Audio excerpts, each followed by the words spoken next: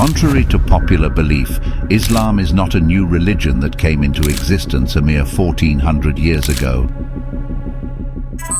Islam in truth has existed since the first moment that man set foot on earth.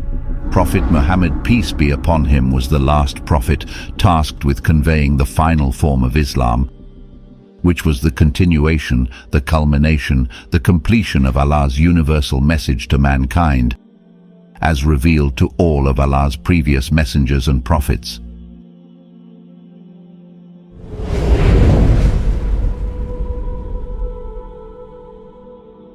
In the 6th century CE, Arabia was a polytheistic society with many gods and goddesses worshipped by different tribes and communities. Prophet Muhammad, peace be upon him, was born into a family of merchants who were active in the trade routes throughout Arabia, and he was exposed to the religious beliefs and practices of many different communities during his travels. Prophet Muhammad, peace be upon him, was often conflicted about the beliefs and evil practices of his people. Around the age of 40, he started to experience visions that would come true. During that time, he frequently meditated in the cave of Hira, located on the outskirts of Mecca. But on one fateful night in 610 CE, while in solitude at the cave of Hira, the revelation of the glorious Quran began. The Night of Glory, which Muslims refer to as Laylatul Qadr, is a night that marks the revelation of the Quran to Prophet Muhammad, peace be upon him, by the angel Jibreel. Allah revealed the glorious Quran in parts over a period of 23 years to the Prophet. However, the first revelation happened on the Night of Glory and marks a significant moment in the founding of Islam. The exact date of the Night of Glory is unknown. However, it is known that it is one of the odd nights of the last 10 nights of Ramadan, the 9th month of the lunar year. It is considered the holiest and most significant night for Muslims, who spend entire nights in prayer and devotion, hoping to earn its blessings. The Revelation. The account of the first revelation was narrated as follows. The angel came to him and asked him to read. The prophet replied, I do not know how to read. The prophet added, the angel caught me forcibly and pressed me so hard that I could not bear it anymore. He then released me and again asked me to read, and I replied, I do not know how to read. Thereupon he caught me again and pressed me a second time till I could not bear it any more. He then released me and again asked me to read, but again I replied, I do not know how to read. Thereupon he caught me for the third time and pressed me, and then released me and said, read in the name of your Lord who created man from a clinging clot. Read, and your Lord is the most generous, who taught by the pen. Bukhari. At first, Muhammad, peace be upon him, was confused and didn't understand the experience. After he described what had happened to his wife Khadija, she comforted him and stood by his side. Upon receiving further revelation, he was instructed to convey Islam to his people. However, unlike Khadija, they were not so understanding, and most of them rejected his message. They believed his words would anger their gods and disrupt their prosperous trade routes. Despite this, the people refrained from taking any action beyond harsh words because Muhammad's, peace be upon him, wife held a great deal of influence in Mecca, and his uncle Abu Talib was the chief of the Banu Hashim clan.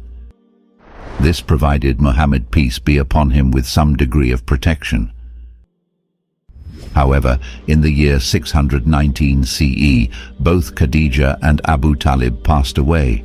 This became known as the Year of Sorrow, and following his mourning, Muhammad, peace be upon him, and his small group of followers were exposed to physical persecution from the Quraysh tribe that controlled Mecca. Migration, Hijrah. In 620 CE, during the pilgrimage season, Muhammad, peace be upon him, met with delegates from Medina and presented the message of Islam to them. Convinced by his words, they accepted Islam and promised to preach it to their people. They hoped to unite the bickering tribes of Medina under the banner of Islam. Their efforts were quite successful, and Islam spread throughout Medina. 2 years later, a group of 73 men and 2 women traveled from Medina to Mecca, about 400 kilometers, to secretly give their pledge of allegiance to Prophet Muhammad, peace be upon him. Upon hearing about the incident and fearing the consequences of Islam gaining ground, the people of Quraysh planned to assassinate him. Allah revealed their plots to Muhammad, peace be upon him, and permitted him to leave for Medina. This journey is known as the Hijrah. During his time in Medina, Prophet Muhammad continued to receive visits from Angel Jibreel and shared the divine messages with his growing following. Islam spread far and wide, and it wasn't long before the first Islamic community was established. This model for the Islamic State was based on the principles of sovereignty of Allah, justice, consultation, and accountability. Prophet Muhammad, peace be upon him, led the people of Medina through thick and thin and fostered a strong sense of community and brotherhood among the believers. Prophet Muhammad's return to Mecca. In 628 CE, Muhammad saw in a dream that he, along with his followers, had performed pilgrimage in Mecca. He saw this as a directive from Allah. Therefore, he embarked on a journey to Mecca along with 1,500 followers. The Quraysh tribe did not want them to enter Mecca as it would make the Meccans look weak, so they sent a messenger to Muhammad, peace be upon him, to negotiate with him and sign a 10-year truce. This was called the Treaty of Hudaybiyah, named after the location where it was signed.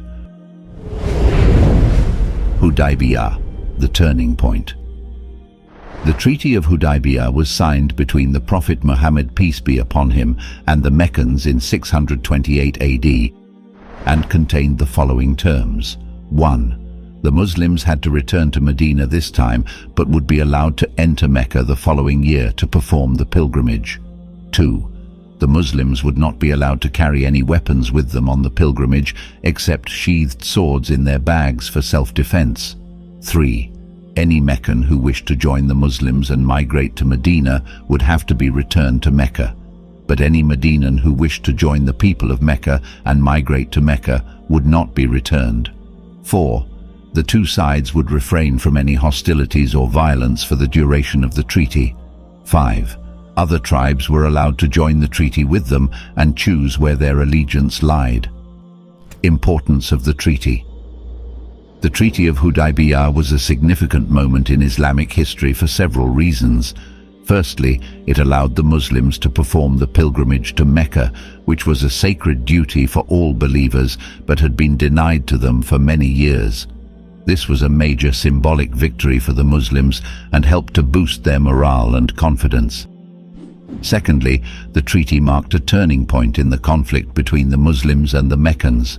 The truce allowed both sides to step back from the brink of war and gave them an opportunity to negotiate a peaceful resolution to their differences. Thirdly, the treaty demonstrated the Prophet Muhammad's skill as a negotiator and his commitment to finding peaceful and practical solutions to conflicts. The terms of the treaty were not entirely favorable to the Muslims, however. Prophet Muhammad, peace be upon him, understood that this was the best possible outcome at the time and was willing to make concessions for the sake of peace. Lessons for Muslims today. The Treaty of Hudaybiyah holds many important lessons for Muslims today. Firstly, it teaches us the importance of patience, perseverance, and trust in Allah's plan. The Muslims had been struggling for many years to establish their religion and faced numerous obstacles and setbacks along the way. However, they did not give up hope, and eventually their patience and perseverance paid off. At a time when Arabian tribes were divided and often in conflict, Muhammad, peace be upon him's message of monotheism and social justice resonated with many. By uniting these tribes under a common religious and political banner, Islam fostered unity and cooperation among its followers. This unifying force is still evident today, as Muslims from diverse backgrounds and cultures find common ground in their shared faith. Expansion of Islam under Muhammad, peace be upon him's leadership. The Muslims achieved a series of military victories. These successes not only expanded the reach of Islam, but also lent credibility to his prophetic claims. As the Muslim empire grew, so too did the influence of Islam, which ultimately led to its establishment as a major world religion. Prophet Muhammad, peace be upon him's teachings emphasized the importance of tolerance towards people of other faiths. Communities that formed alliances with the Muslims were not only afforded protection, they were also allowed to practice their rituals and apply their own laws when solving disputes among themselves. The diverse and thriving society that resulted from this coexistence allowed for the exchange of ideas and the flourishing of art, science, and culture. Prophet Muhammad's death. Muhammad, peace be upon him, passed away in 632 CE. During his 23 years of prophecy, he not only established the 5 pillars of Islam, the testimony of faith, the prayer, the obligatory charity, the fasting, and the pilgrimage to Mecca, but left behind the blueprint for the submission of one's will to the Creator, the Sunnah.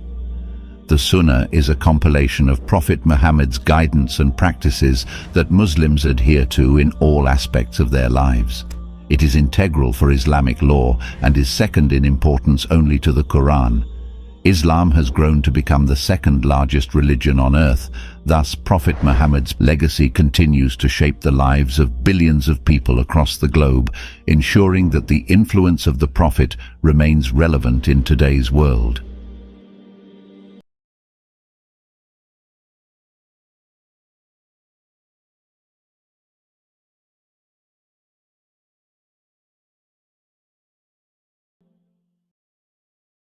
Unlock spiritual enrichment with One Islam TV app.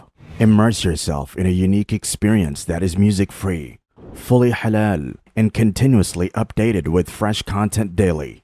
Enjoy a user-friendly experience with features that allow you to save your favorite videos, create personalized playlists, and download and watch your content offline. Download the One Islam TV app now and embark on a transformative journey where faith and entertainment unite.